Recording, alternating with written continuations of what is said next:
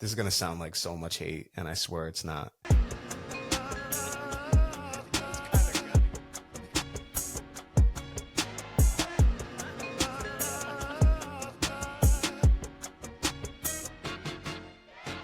Welcome to the Warner Brothas Podcast. My name is Keenan, joined by nobody.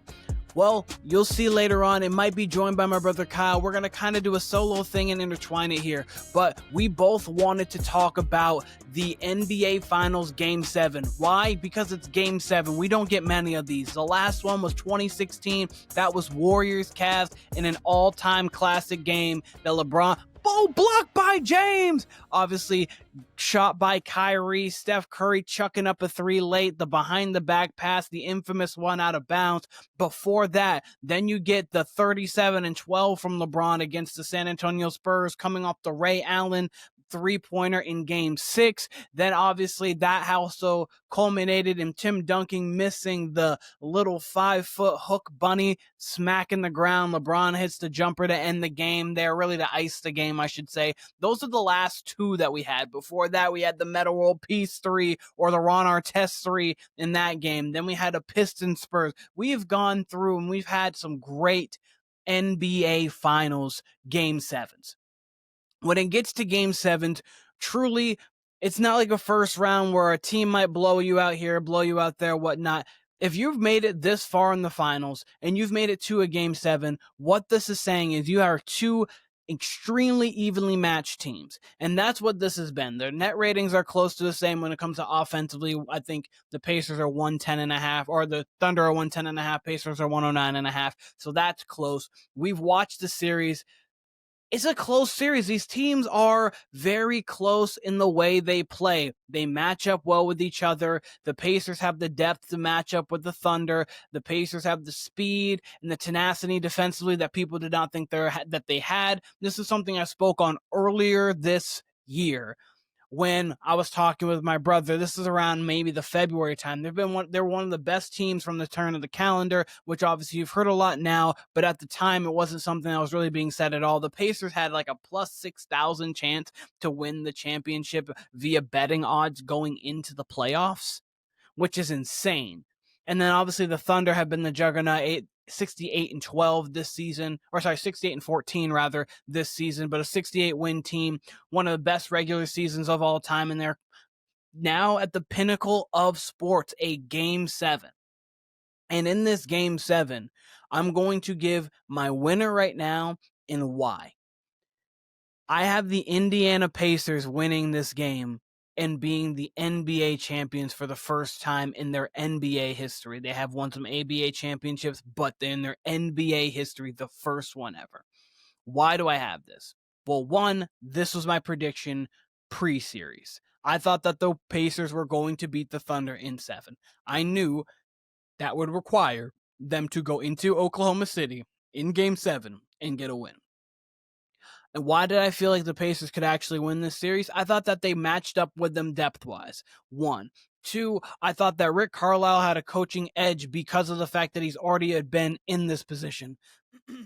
3, Pascal Siakam's another player who played genuine, quality, important minutes in an NBA Finals back in 2018, 2019 against the Golden State Warriors when the Toronto Raptors won their first ever championship. They had true finals experience, even though it was within only a few components of that roster, whether it's coach or player, and the Thunder really didn't. I understand Alex Caruso was there during the bubble championship, and he did play on that team. He was a role player, but his role now on the Thunder was more important than his role on the Lakers.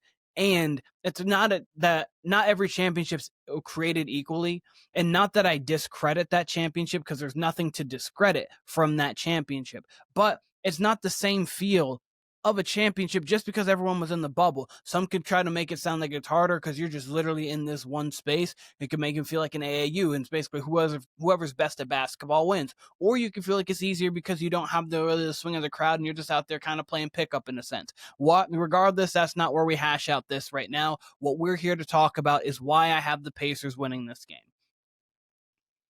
Tyrese Halliburton did not look really hurt. I'm not saying he is not. I'm not saying he's not dealing with an ailment in the calf strain, but maybe because of others past, obviously Kevin Durant comes to mind, but because of this kind of stuff, maybe we're thinking to ourselves, oh, this could be worse than what it actually is. Maybe it's not all that bad. Maybe that calf strain just needed a few days.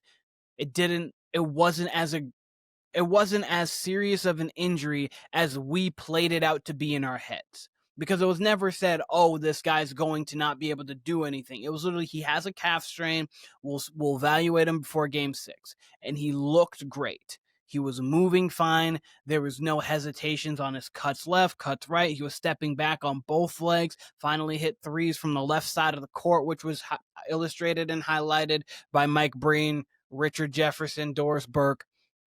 But Tyrese Halliburton hasn't had his game yet. Obviously, he had his moment, and the moment was game 1, the game winner, but that was only 14, 10, and 8. In game 3, I think he had 22, 8, and 11. I believe something along those stat lines there. 22, 9, and 11. But he wasn't Tyrese Halliburton. Like, I thought, oh, wow, he played a really good game there. But every series, he's had one of those wows. He hasn't had that wow yet. And what better moment for him to do it than game 7 of the NBA Finals on the road? He's actually shot and played better on the road in these playoffs than he has at home.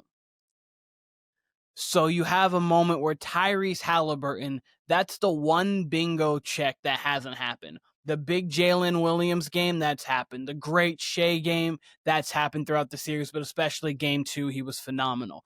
Very good Pascal Siakam moments, we've got that. Miles Turner hasn't played great, no, but the TJ McConnell effect, yes. The Alex Caruso effect, yes. The Chet Holmgren effect, that might just be because he is young in the way he is playing right now. He is a guy who works with confidence. He has not been playing with that confidence right now. He has been rebounding well. He has been defending the basket well, and he's been putting in effort. His shot's just not falling offensively. And with his shot not falling offensively, he's not like obviously a liability of any sort, but he doesn't bring the same competitive fervor on the defensive end and on the offensive tenacity that he has typically when he is really flowing on all cylinders. The Chet that could really can take over games in small stretches. So, the Tyrese Halliburton game hasn't happened yet. And that might not be the most analytical reason as to why I feel the Pacers can win, but that is one reason why. I think Tyrese Halliburton's going to have his best game of the NBA Finals in Game 7, and he is going to show people why he should be firmly cemented as a superstar in the NBA. That is one. 2, historically, these games are tight. You've heard it all over from the Warriors. You have the Warriors Cavs that came down to the last few moments. You have, obviously, as I just talked about, Spurs Miami that came down to the last few moments. Ron Artest, Kobe Bryant, that Lakers Celtics last few moments. Pistons Spurs last few moments. You can go back in time and you can go keep back and back and back through the history. For over the last 50 years, every game 7 comes down within the last five points within the last minute. If I said we have a 1 possession game with a minute and a half left, who do you trust more? Is it the team that's been doing it all season long, all playoffs long, have been coming back from these insurmountable deficits? They play better when they are at a deficit points-wise. Or is it the team who has been blowing people out by so much so often that they haven't even put themselves in many of these close games? Not that they can't win it, because we know Shea's great. We saw them down 2-1 in this series, just barely come back and make plays down the stretch. Regardless of what people want to say officiating-wise, they made plays. So I get it. Don't get me wrong, they can do it. But who do you have more confidence in? You have more confidence in the Indiana Pacers. You have more confidence in Tyrese Halliburton to get it done. And I understand that Oklahoma City's at home. I get it. That crowd is going to be as anxious as they've ever been. Think back to that 2016 Warriors. You're like, oh, we're up 3-1, we're fine, but Draymond Green gets suspended, dual 41s from Kyrie and LeBron. Okay, game 6, LeBron puts up another 41, I think 11 and 8, something along those lines. And then it's game 7. They're ready, they're going. Draymond Green, 32, 15, and 7. They're going off. Steph's missing shots. Think back to that fourth quarter, and if you can't think, maybe go watch that fourth quarter. That crowd was as anxious as you're gonna see a crowd, because it's like, this 73-win team is gonna lose a 3-1 deficit for the first time in NBA history. Steph is not playing like Steph. LeBron is taking over this game. Draymond's doing all he can, but this is what's going to happen. And they were anxious. They were sitting on their hands. They were like, come on. Like, you have those moments. You're going to try to tell me that this 68-win Thunder team that had gotten to a finals with Kevin Durant before, the Thunder have never obviously won one together, the Thunder. You're going to tell me that this Thunder team that was like, we're going to blow through this Indiana team, is now in a game 7, the fourth quarter, and it's close? Oh no. I think if this game's a blowout, it's a blowout because OKC does what OKC does. But I don't see this game being a blowout. And if this game is close, what I do is I put my faith in the Pacers, because they have been better in close games throughout these playoffs. They have been in more close games throughout the entirety of this season. And everybody in that building is going to be anxious. They're not playing with house money in the sense of, you're in the championship, and those players are going to feel like we are right here. But at the same time, scrutiny-wise, if they lose, there's not like the pressure of everything on them. For the Thunder, it is. They have so much to live up to. And I know the thing that people are talking about is the fact that, oh, the Thunder are set up for success for the next years to come. So are the Pacers. The Pacers are 21st in cap spending. They're going to return everybody. In a Eastern Conference, almost said West, sorry. In an Eastern Conference that doesn't have Jason Tatum, because he's going to be out most likely for the entire season. I hope it's for the entire season. Don't rush back. There's no need to rush back just for 1 year when you need to retool your team anyways to get back so you guys can get under the second apron. We don't know what's going on in New York. They don't have a coach yet. You've already beaten New York the last 2 seasons in the playoffs. Milwaukee, if they just return everybody, Giannis is great, but you just dispatched of them in 5, and they're not going to be getting much better. Obviously, Orlando's no slouch because they just got Desmond Bane. They're going to be really good. Miami might get Kevin Durant, and that's the case. They're going to be interesting.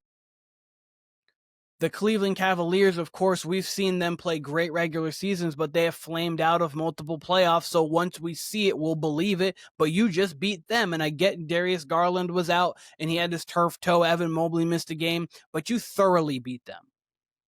You thoroughly beat them. They could be back in this position next year. Is it more likely that the Pacers get to the finals than the Thunder? Maybe. The West is so much more deep. The West has so much more talent in it.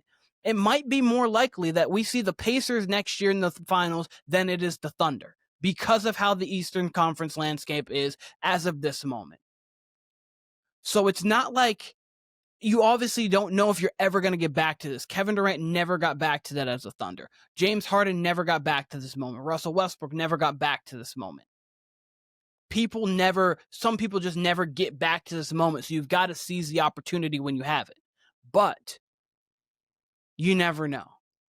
So with the Thunder being in that kind of situation where we don't know if we're ever going to be back here. We assume we could be, but we don't know. We got to go win this. Shea goes from arguably best player in the world. You'd say Jokic for me. I mean, everyone I think would say Jokic, but you have the argument to, oh man, now whatever happens doesn't matter. Same thing with Josh Allen and Lamar Jackson. Cool. Josh Allen now has MVP. Obviously, Lamar has MVP. You guys are really cool. Get to a final, get to a Super Bowl, and go win a Super Bowl. Go get a Super Bowl. Go win one. Beat Patrick Mahomes in the playoffs. We don't care what he does in the regular season anymore. Obviously, it matters for like historical precedents. You have fantasy football and things like that. Like we get that, but what matters for Josh Allen is don't go. We can't be 0-4 against Mahomes. We can't continue that. We got to get 1-4, 2-4, 3-4. Like you got to beat this guy in the playoffs. Lamar Jackson, we got to get to the Super Bowl. With Shea, it's going to be okay. You've got your MVP. We know you're a great scorer, 3 straight 30 per game, point per game seasons.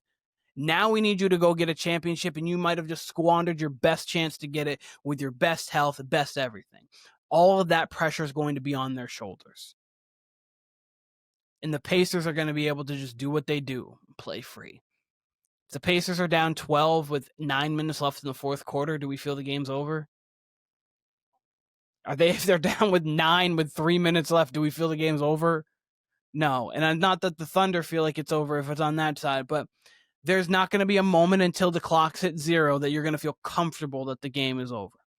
And because of all of that, because of the stress, the pressure on the moment, when it comes down to it, you have the champions, you have the championship coach, you have the championship level player over there in Pascal Siakam. Tyrese Halliburton, rises to the occasion, has not had one of those moments in one of those games yet. I do think that the Indiana Pacers are going to beat the Thunder in a close game. They're going to win a game roughly 102-97 in that vein. Game 7. Tyrese Halliburton has a huge game, and I think he wins Finals MVP. I think he steals it away from Pascal Siakam, the way some people felt like Pascal Siakam stole the Eastern Conference. I didn't really have too much of a problem with it, even though I did feel Halliburton should have won it. Whatever. I mean, Halliburton thought he should have won it too with this reaction. But I have the Indiana Pacers 102-97 over the Oklahoma City Thunder to win the 2025 NBA championship. And we'll move on to my brother Kyle and his predictions and what he feels on this game. Thank you. Warner Brothas Podcast, TikTok, Instagram, Facebook, YouTube, all Warner Brothas Podcast. We appreciate the love, the support. We got a really fun game show coming soon. We're going to wait until after the NBA Finals to do it, but we have a really fun show coming ahead. And so pay attention to that. We're going to need crowd participation. We're going to need you guys. So we appreciate all of you guys, and all of you guys we'll be seeing very soon. Welcome back to the Warner Brothas Podcast. I'm Kyle, joined today by Brandon Petty. It is Game 7 Eve. Brandon Petty, how you doing? Hey, living the dream one day at a time. How you doing? I hear you. Doing all right. It's been a busy weekend. Like I said, it's the eve of Game 7. Critical, literally the last game of the season tomorrow, Sunday night, 8 o'clock. And I'm just going to be honest, Brandon, right now, as we're sitting here talking, I know this is supposed to be a prediction podcast, but I can't call it. I cannot call it. You can tell me, I don't want to say any outcome of tomorrow, but we just don't have two veteran teams here. These are truly two newbies outside of Carlisle, right? And I mean, this is basically our assessment for the whole series. We said before the series started, you, Keenan, and I were on here. We were talking about, hey, Thunder should win this in 5. Thunder could win this in 5, but we're all leaning 6 maybe. I forget your prediction, actually. I think you might have had a 5, but I had 6, I think. Thunder had 6. But yeah, the consensus was 6. Keenan ended up picking Indiana in 7. But we're we as long as we had 6 games, we're good. And hey, we got a Tyrese Halliburton injury, and we figured, hey, maybe that's it for Indiana, and they go ahead and blow out the Thunder in Game 6. I know you did not get a chance to watch it the way you wanted. I'll be honest, the game was on for me. I wasn't paying attention to it like games 1 through 5. I'll say that. I mean, it had a pretty strong handle on the game. How do you feel going into this Game 7? Because again, I can't call it. So how do you feel? Honestly, I'm right there with you. I can't call it either. I don't know, man. It feels like 50-50. Like, Yes. I think the Thunder get the edge. Like, I think whoever the home team would have been, like, would have gotten the edge, whether, obviously with it being in OKC, but like if it was in Indiana, then like you'd obviously give the edge to Indiana. But like even then, like I honestly don't know what to expect. Like I know the Thunder role players play better at home. Um, like we've seen that. The Thunder honestly just haven't been a road team in the postseason. I think they're 5-5 now on the road in the playoffs. But I mean, yeah, honestly, like I could see it going either way now. Like it's weird. Especially like if OKC comes out and they don't hit their threes, and like it's gonna be a bad game. It's gonna be a long game for OKC. That's the thing right there. Like that would be their kryptonite is if they're not making threes. We saw them win the game. What was it? Game 4 when they made 3 threes total. And they end up winning, right? It's kind of a SGA scores 15 in the last 4 minutes. Even last game. So like Indiana won the game with their defense. OKC, which their defense is their strong point. That's what everyone would have picked them by, was like how strong the defense is.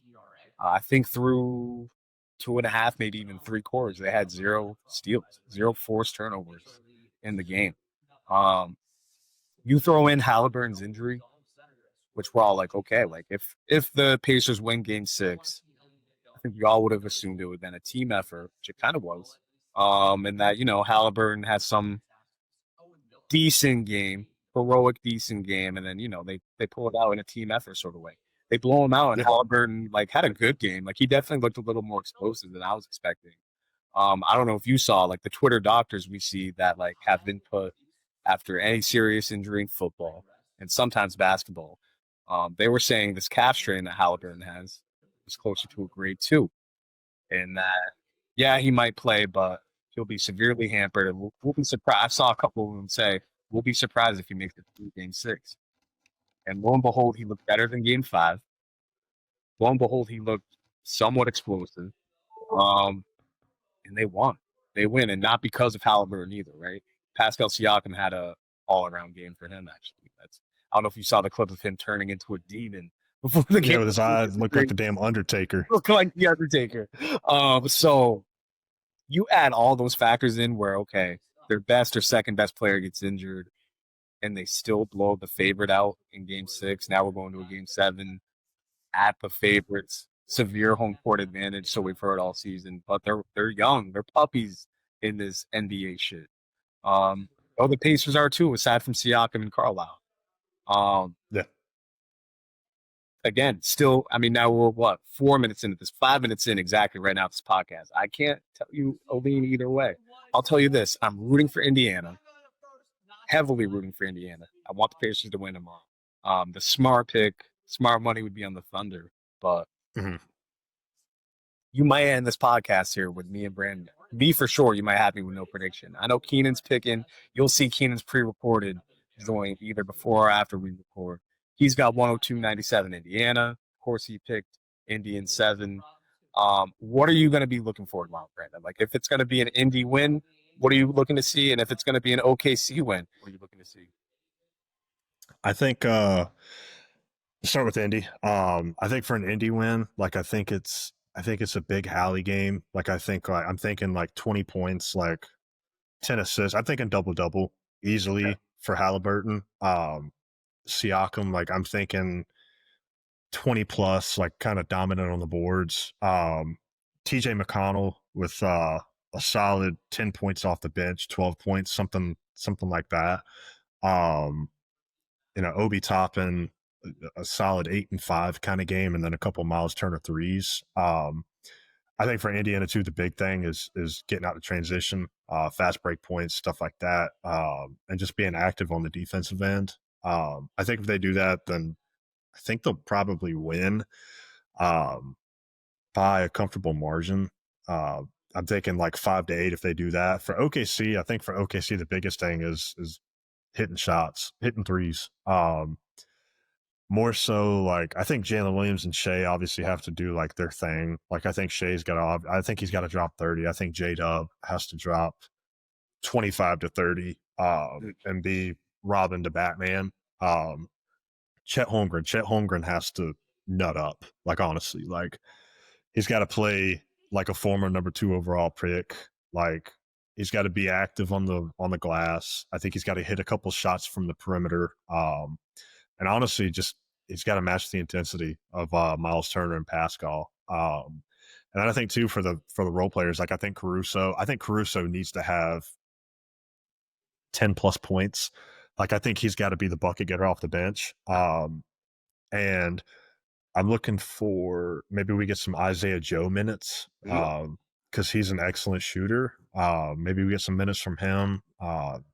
Thinking either him, Cason Wallace, or Aaron Wiggins. I think one of them have to put up, I'd say anywhere from 10 to 15. If Isaiah Hartenstein can have a 5-5-5 game, I think that would go a long way as well too, which is not far-fetched for him. He's a good playmaker, good rebounder. But I think the big key for the Thunder is shots, obviously hitting threes, and then honestly being active on defense, like getting their.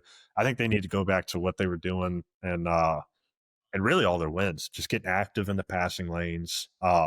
Just kind of, I wouldn't necessarily collapse on the ball handler too much, but I would get active. Like I'd throw my hands in there. If you can get a clean swipe, go get a clean swipe.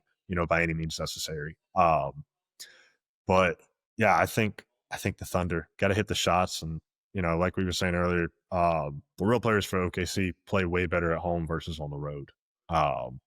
So they've honestly got to step up. For sure. And if y'all are looking at this on the YouTube, you're gonna see my right eye looking crazy. Allergies are getting to me, and my shit is itchy on my right eye right now. But I completely agree with you, man. Like if Chet's just been nowhere to be found outside of, I think, the fourth quarter of Game 4. He had a couple tip slams. Other than that, he looked like a rookie. Jalen's obviously looked really good the majority of the series. Game 6 notwithstanding. I agree with you. I think SGA is going to bring it. I would think J-Dub's going to bring it too. He's had favorite matchups in the series. Like he's even big boyed Siakam a little bit when that's his matchup.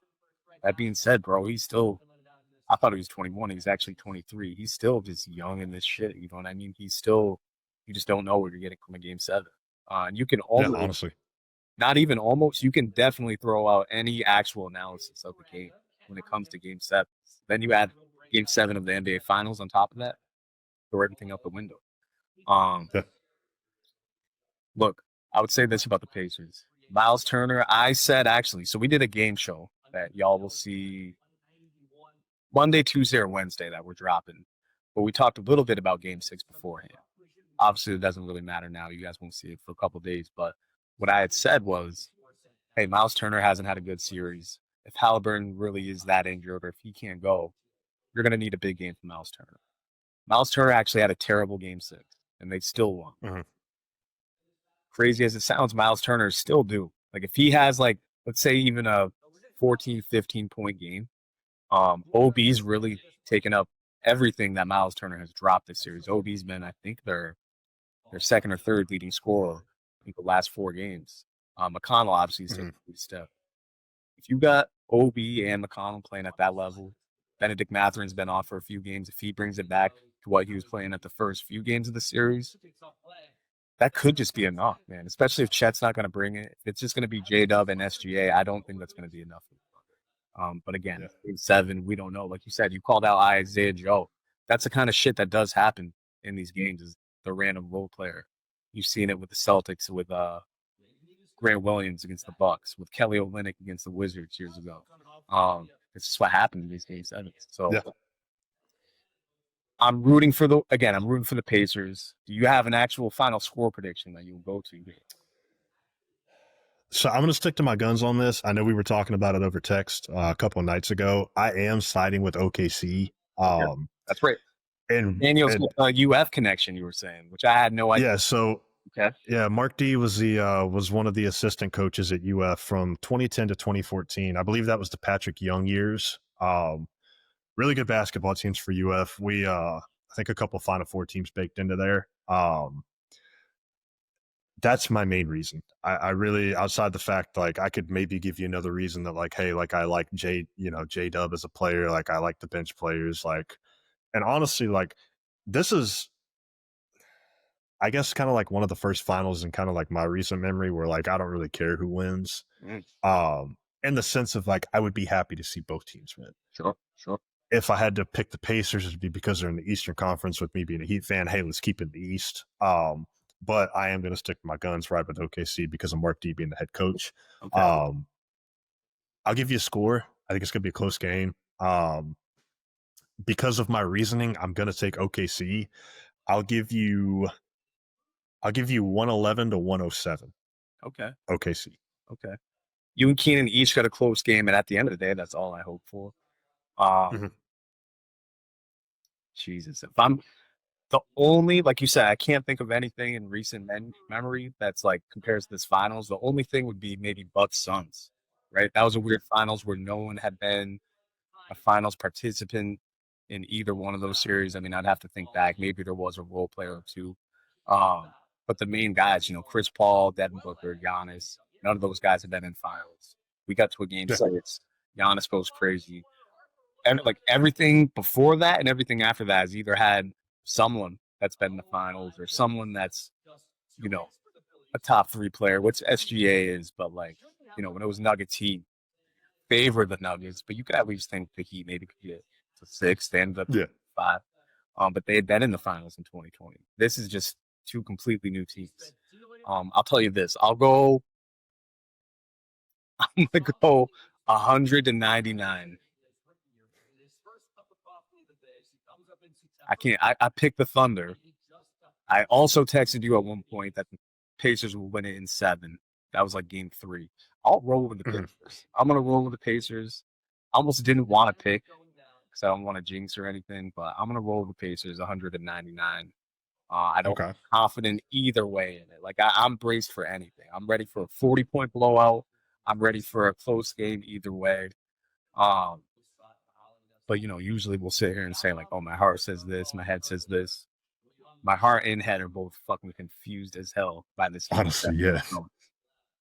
I can't call it. I'm sad it's going to be the last game of the season, but I'm glad it's going to be on a game 7. The only for sure prediction I'll give you is that I think SGA has not just 30. I think he gets 35 plus. I think he has a big game. Okay. Whether his teammates can step up, whether Chet and J-Dub can step up, whether the bench steps up. I think SGA has a big game. And then I think in order for the Pacers to win, like if I'm saying that the Pacers are going to win by 1 and that SGA is going to have a big game, I think Siakam's got to go bar for bar with him. I think Siakam's got to at least have 28, maybe 28 and 12, right? So Siakam has a big game. SGA is going to have a big game. Like those would be my 2 for sure predictions. And that TJ McConnell has a big game. He would have a case for Finals MVP if he has another game. Yeah, absolutely. Yeah, than having these last few games. Siakam would probably be the front runner now if you're the Pacers if they were to win. But McConnell really does have a good case, and maybe even OB, honestly, which is crazy to say. Bryn, any other predictions NBA wise? I know we've had more KD chatter. Do you have any offseason, like any other predictions for this game? I'll give you a KD one. Okay. I don't. There's so much going on that front. Like I've been just because the fact that Miami's been linked to him. I've been really wired in with it. There's so many contradicting reports out there. It's like, hey, he doesn't want to play for Minnesota. Like the Rockets haven't sent an offer. I saw reports he made an official offer. I don't know if that's true, but Timmy. I don't know if it is or not because I know KD said that like he wouldn't sign an extension there, and I think that's like the biggest thing is like they want more than a 1-year commitment.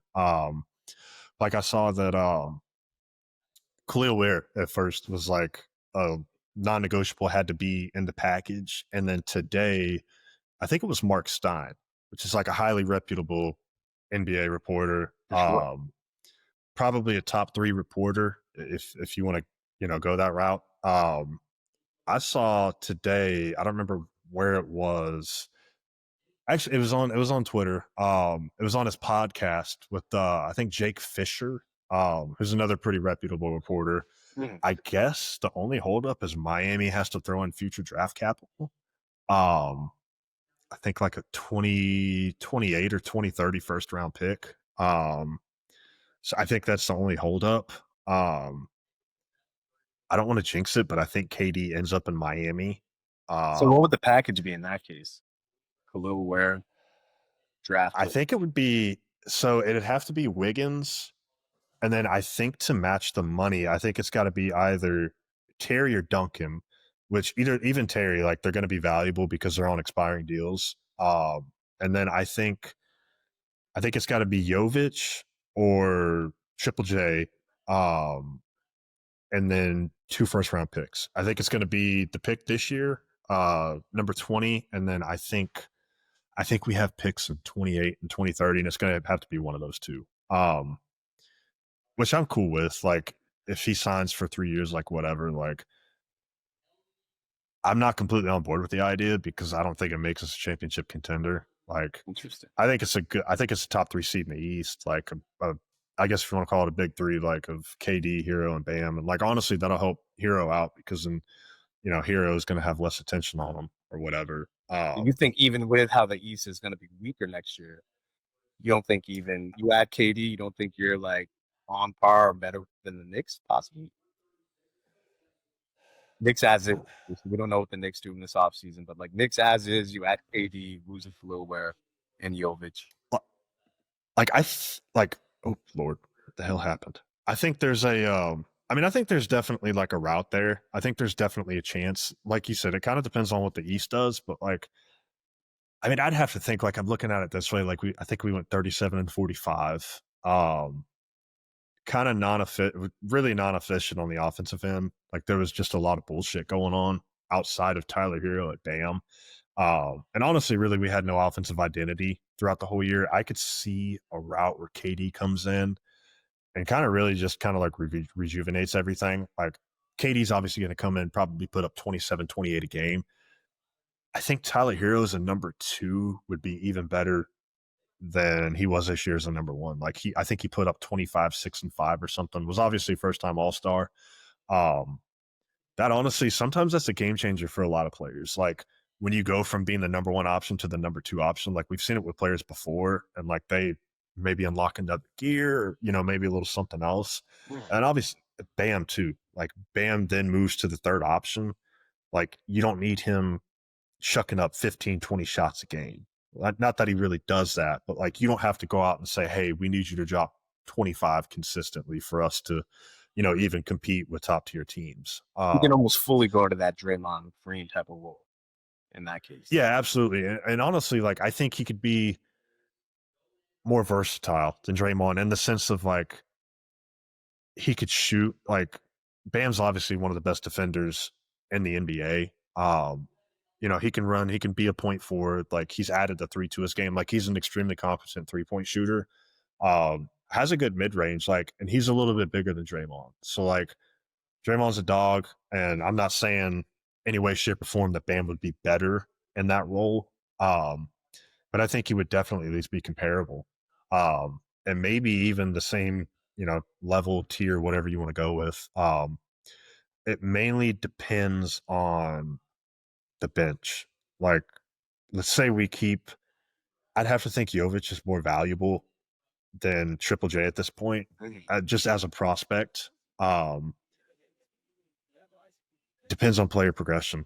Honestly, in player development, like Khalil Ware has to kind of step up, take a development on the defensive end and on the offensive end, and then all the role players as well too. But I mean, I would say it's top 3 in the East. Like Milwaukee with Dame. Like Dame's probably not going to play it all next year. And Giannis, I don't think Giannis gets traded. I think he stays in Milwaukee. They're probably with Giannis, like they're locked in with Kyle Kuzma. They're kind of stuck with that contract, which that trade looks horrible now for them. They don't really have a whole lot of cap space to do anything. Like you said, New York, like what is New York going to do? Like obviously they have flaws. Indiana, I think I'll give you another bold prediction. I think Indiana comes out as a 1 seed in the East next year. Damn, you're saying that before draft, before free agency? Okay. So Indiana, I mean, taking the 1. All right. They're deep. Like they got guys coming back. They got Isaiah Jackson coming back. Might be coming off a finals win too. On top of that, so yeah, exactly. I mean, and then as a younger player, you're going to expect that Tyrese Halliburton gets better. With player development. Yeah, if you want a bold prediction, I'll give you. They're the number 1 seed in the East next year.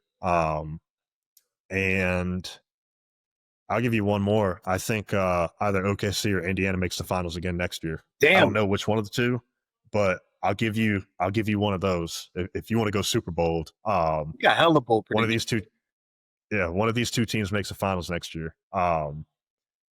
Provided they both stay healthy, no like major injuries or anything. But like you can, especially for Indiana, like there is 100% a path there.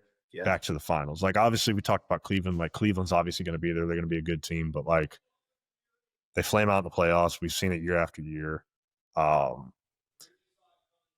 Indiana could be a 60-win team. Like I would, if Indiana won 60 games next year, I wouldn't be surprised. Like I'd be like, okay, cool. Like I could definitely see that. There's definitely a path there, man. Like I completely agree with you there. I do think the longer this goes, back to KD, the longer this goes, like the last me and Keenan talked about it, he actually said Miami as well. I actually think the longer this goes, the better it is for San Antonio.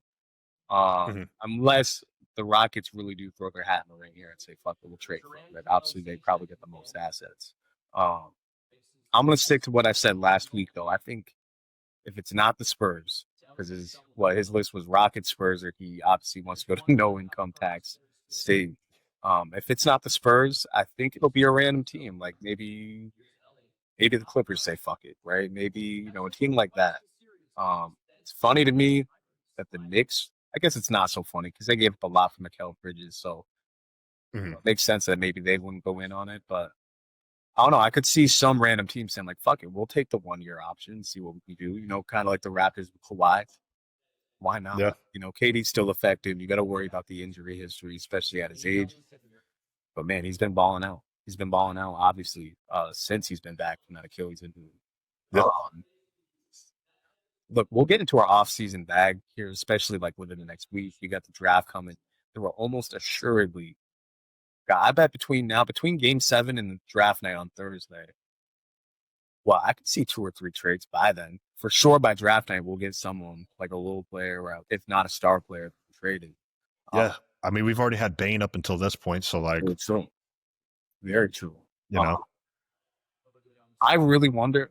I don't know how it would happen. I know Porzingis' stock has taken a hit, and we hear this all the time, how X-player has his stock has taken a hit, and then all of a sudden they get traded for like an actual haul. And we just saw with Desmond Bane, 4 draft picks. Like we wouldn't have expected that for him. I do wonder. I don't know how they would do it, but I wonder if the Bucks somehow could get their hands on Porzingis and the Celtics somehow, with him and Drew Holiday being on the block. And if not necessarily the Bucks, if another team that's just on the brink of contention could somehow get their hands on a Drew Holiday or Porzingis or whoever the Celtics are offering, whatever other teams might be offering some key players here. It's a weird time. And back, before this CBA, we could say like, yeah, Holiday could be on a contender next year. Porzingis could be on a contender next year. The Celtics could be taking back a player near that caliber this year. Same with the Heat. This KD trade probably would have already been done in years past during the finals with, being able to just send out who you want and take back KD's salary and, whatever else the Suns might send out. But there's so many restrictions and weird loopholes that you got to go through to make trades now. It's almost pointless to talk about them. We know that that's what honestly, wants those 2 Texas teams in Miami, and apparently they can make a deal. But I don't know, man. I don't know. This isn't good podcast content where I'm telling you, hey, I don't know I don't know how Game 7's going to go. I don't know how this offseason is going to go, but I really do think it's going to be. We already saw it, like we said, with Desmond Bane. We never saw that trade coming. I think we get 2. I think before the draft, we get 2 more weird trades. But like, oh shit, like that could make the X team. And then draft night for sure. You always get one on draft night that you're not expecting. It's always some sort of, whether it's a role player or a star player, someone of importance to a team trading for a draft pick. And it looks like Philly would be the active player at that number 3 spot. Yeah, I've seen a lot. I've seen the reports on them wanting to trade up, I think, from. I know, like the Spurs pick too. Like everybody's trying to get up to the Spurs pick, presumably for Dylan Harper. That I don't think the Spurs will move off that pick. I know people are worried about the fit, but like, I think for them to trade that pick, like you'd need like a haul. Like you need it's definitely got to be an all-star player and maybe like a role player and a couple picks. Like I think that's what it would be. But I definitely agree. Like I could see. I think KD gets traded. I think KD's one of them. Whether he goes to Miami or wherever, I think he gets traded before the draft because Phoenix wants a pick in this year's draft. Sure. Like I said, wherever that is, I think he's traded before draft night. I would be surprised if he's traded on Monday or Tuesday. I agree. I think by Tuesday, KD gets moved. By Tuesday. I could definitely see that because you got to, especially in Phoenix's shoes, like you need time to figure out, like if you do get a pick in this year's draft, like you got to figure out, hey, who are we taking? Like they probably already have a good idea of who they're going to go with. But yeah, I agree. Like I think, yeah, I think it's got to be done before Tuesday because if it doesn't happen before Tuesday, let's say Wednesday at the latest, then it's not going to happen until you don't even think he gets later on in the offseason. Like, I think they have to move him. Like, I don't think you can keep him because, like, as an organization, it doesn't make sense to keep somebody that doesn't want to be there because he's going to leave in free agency regardless. Sure. And, like, I understand the return and stuff. Like, it might not be what you want. Like, I understand it's KD, but, like, he turns 37 here soon. Like, you're not going to get 4 first-round picks, and you're not going to get, like, all these role players and shit that you want. Like, and I understand the Desmond Bane trade, honestly, was kind of like a bad thing in terms of, like, the KD trade because, like, a lot of people are saying, hey, you know, talking about, like, the quality of player Desmond Bane is, which he's great. He's a great player. But, like, people, like, are like, hey, you know, now we want, like, 3 first-round picks and, you know, this player, that player, and this player for KD. Like, there's a big difference there. Like, I understand the player difference, but, like, Bane's also under contract for 4 years, and Bane is, like, 10 years younger than KD. Like, if Desmond Bane was 36, like, you probably ain't even getting a first-round draft pick for him at that point because, like, a lot of players don't really play that well into their late 30s. So, like, yeah, I think the asking price, like, I think they're going to have to really come to terms with the fact that, like, hey, we're probably not going to get what we want. Like, and if you don't, like, if they're not going to get much for him, like, I think that bodes well for Miami. I think they would end up, like, going the extra mile and saying, okay, yeah, take Ware, take Jovic, maybe even take Triple J along with it. I think that'd be a little too much, but, you know, maybe you add a pick here or there. Let me ask you this before we get out of here. A, who is your favorite prospect in this draft? Like, who's the one where you're like, yeah, I think this guy's really going to be something in the NBA? Obviously, Cooper Flag notwithstanding. Like, who's the one that catches your eye that you're like, yeah, I could see something here? Oh, man. All right, I'll give you 2. I'll give you 2, like, top 10 and then outside of the top 10. I love Trey Johnson from Texas. I think he's projected to go in, like, the 5 to 8 range. Obviously, everybody's going to love the Cooper Flags, the Dylan Harpers, like, all those kind of guys. I'll give you Trey Johnson, like, good perimeter shooter, good defender. Like, I think he's got the potential to develop into an all-star player. I think he's got, like, all NBA potential. Give me a current NBA player comp or past player comp. Who does he remind you of? Oh, man. That's difficult. Let you got me there. Let me think on this. Oh, man. Go to your next player, and then we can go back to that, too. Okay. My next player, there's a couple that I could go with. Okay. Obviously, I love Walter Clayton Jr., like, being a UF homer. I'll give you a guy that honestly is probably in the Celtics range is Cedric Coward from Washington State. He's kind of slotted to go into, like, that 26 to kind of, like, 30 range. So actually, I could be mistaken, but I think he was mocked to the Celtics. 6'7", 220, 230, like, is a very good 3-and-D wing. And the only reason that he's getting slotted in that area is because of injuries. He only played, I think, 6 or 7 games this past year for Washington State. Okay. But he's an absolute bucket getter. Like, I'll pull up his stats for you real quick. He's 21 years old. He is 6'6". Played in 6 games this year. Like I said, injury. Shot 55.7% from the field, 40% from 3 on 5 attempts, 84% for free throw, which is pretty good in college. You don't see a lot of 90% shooters. It looks like he'd be a lottery pick if not for injuries. Just this little information out. Honestly, and only reason is because of injuries. I mean, he put up almost 18 points a game, 7 rebounds, 4 assists, had almost 2 blocks a game, and then averaged almost a steal a game. That's one of my favorite players outside of the lottery. I think he's going to be a draft day steal. Like, I think he'll come in and be like a very good 3-and-D wing for some team out there. Like I said, that could be a Celtics pick right there. So any comps for either Trey Johnson or Cedric Howard? Okay, so for Trey Johnson, I'll give you one. I think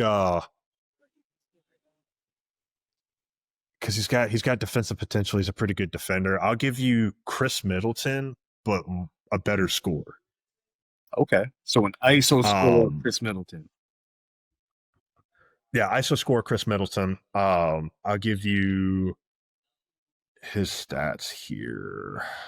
If I can pull it up on ESPN. He's also, if I'm not mistaken, he's a one-and-done guy. Played for UT. Put up 20 points a game, 3.1 rebounds, almost a little under 3 assists a game. Shot 43% from the field, 7 threes a game. Shot 39.7, a tad under 40%. That's really good. So that's a really good shooter. Free throw percentage, 87%. Yeah, that tells you a lot. That tends to translate well. And honestly, like, probably, like, potential wise, like, I think a lead guard potential. Like, Chris Middleton, because of the size, he's a little shorter than Chris Middleton. I think Chris Middleton's 6'7", 6'8", but has the defensive prowess, has the scoring prowess, obviously. Little bit more of a perimeter centric game. But I think whoever gets him is getting a really damn good player. Like, I think a steal. Like, a lot of people are infatuated with, like, VJ Edgecombe from Baylor, and, like, I get that. He's more defensive driven, where he needs a little bit of polishing on the offensive end. I think Trey Johnson is. I think he's a guy that comes in, and depending on where he goes to, like, I think he's a starter day one. Like, and I think he probably comes out like early contender for. I don't think he'll win Rookie of the Year. Obviously, Cooper Flag. He'll probably be, I'd have to say, top 3, top 5 in that conversation. And I think a lot of people are going to be like, "Damn, like, probably should have been a top 5 pick, maybe a top 4 pick." And then Cedric Howard, you got a player comp for him as well. Cedric Howard, I'll give you. See, 6'6" wing, good perimeter shooter. I'll give you Aaron Nesmith. Kind of like a weird. That's the first one off the top of my head. I like Aaron Nesmith with a little bit more athleticism. That's scary. And with a little bit like a better ability to go get his own shot. Okay. Like, and honestly, Aaron Nesmith might be a disservice to him. Like, Aaron Nesmith's a great player. But let's see if I can get a better one.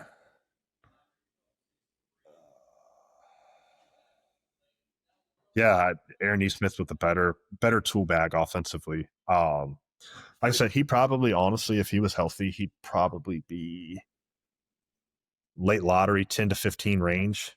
Everything you're describing sounds like a lottery pick to late lottery pick. And he honestly, like, he played at, oh God, where did he play at before? Eastern Washington, I think. I think he's got an 8+ wingspan too. Like he's got really long arms. It's not a shade under 8. But he's got a lot of potential. Like he's one of those guys, like especially if you're drafting in that range, like to get a 3-and-D wing like that, like especially on a contender, that's a guy that can come in rookie year and really contribute.